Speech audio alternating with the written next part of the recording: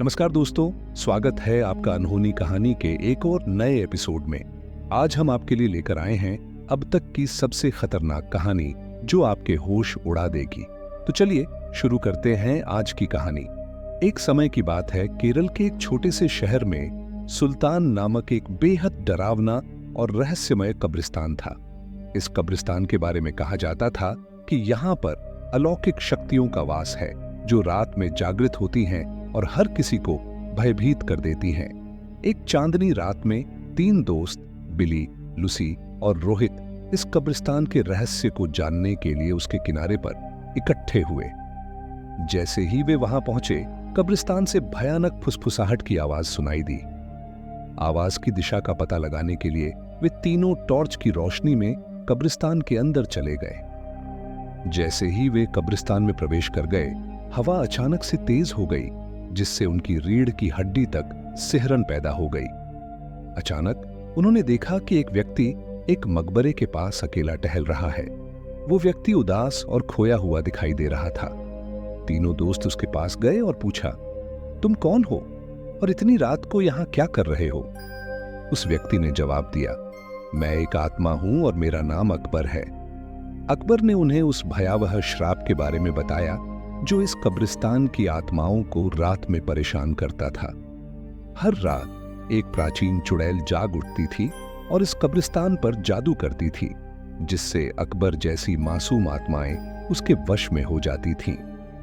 अकबर ने बताया कि इस श्राप को तोड़ने का एकमात्र तरीका था कि कब्रिस्तान के पीछे जंगल में छिपी एक पुरानी मंत्र पुस्तिका को ढूंढा जाए और उसे आधी रात से पहले नष्ट कर दिया जाए।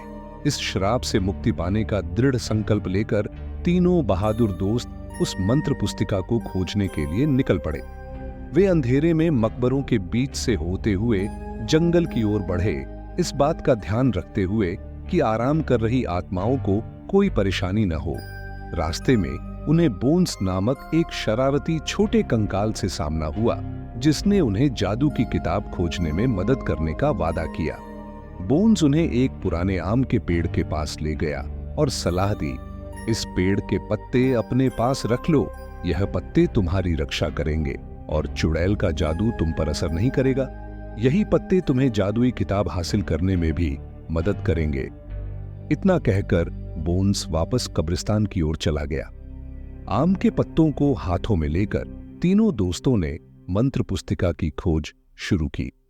काफी खोज के बाद उन्हें जंगल में एक झील के अंदर कुछ चमकता हुआ दिखाई दिया। चूंकि रोहित को तैरना आता था, उसने झील में डुबकी लगाई और उस चमकते हुए बॉक्स को बाहर ले आया। जैसे ही उन्होंने आम के पत्ते को उस बॉक्स के ऊपर रखा, बॉक्स खुल गया और अंदर से चमकती हुई जादुई मंत्र पुस्तिका बाहर निकल आई। आधी रात का समय निकट था और तीनों दोस्त अपने हाथों में जादू की किताब लेकर श्राप को तोड़ने के लिए कब्रिस्तान की ओर बढ़े।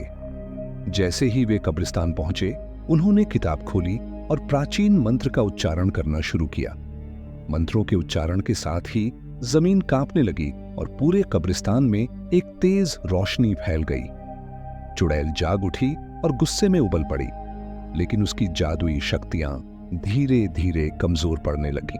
उसने बिली, लुसी और रोहित को मंत्रपाठ से रोकने के लिए अपनी जादुई शक्तियों का प्रयोग किया, लेकिन उनके पास आम के पत्ते होने के कारण उसका जादू बेअसर हो गया। धीरे धीरे चुड़ैल की सारी शक्ति समाप्त हो गई और वह भस्म हो गई।